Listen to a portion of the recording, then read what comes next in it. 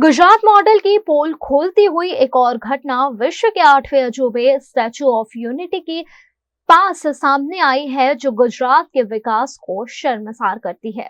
गुजरात में विश्व का सबसे ऊंचा सरदार पटेल का स्टैचू बनाया गया है, जिसे विश्व का 8वां अजूबा कहा जाता है। यहाँ देश विदेश के हजारों सैलानी रोजाना स्टैचू देखने आते हैं।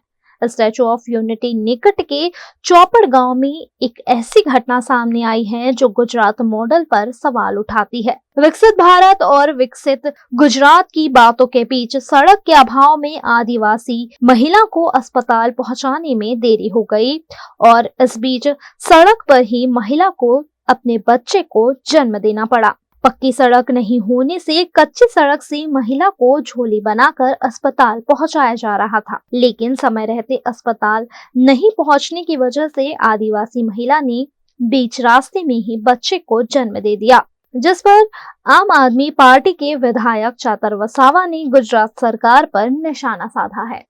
आज नर्मदा जिल्लाना गरुडेश्वर तालुकाना ચોપાડ ગામે एक महिला ने प्रसूतिनी पीड़ा उपड़े छे।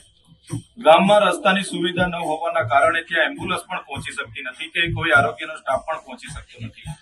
ત્યારે ગામના લોકો આ પ્રસૂતિ પીડાતી મહિલાને ઝોલીમાં ઉચકીને પગદંડી લઈને જાય છે। ત્યારે રસ્તામાં જ આ મહિલાનો પ્રસૂતિ થાય છે અને બાળકને મહિલા જન્મ આપે છે। ત્યારે દેશમાં ગુજરાત મોડલની મોટી મોટી વાત કરનારી આ ભાજપની સરકારને આ ખબર પડવી જોઈએ કે આદિવાસી વિસ્તારોની આ વરવી વાસ્તવિકતા છે। જ્યાં તમે 3000 કરોડની સ્ટેચ્યુ ઓફ યુનિટીની પ્રતિમા બનાવી છે, એ જ સ્ટેચ્યુ ઓફ યુનિટીની પ્રતિમાથી 10 કિલોમીટરનું આ ગામ છે।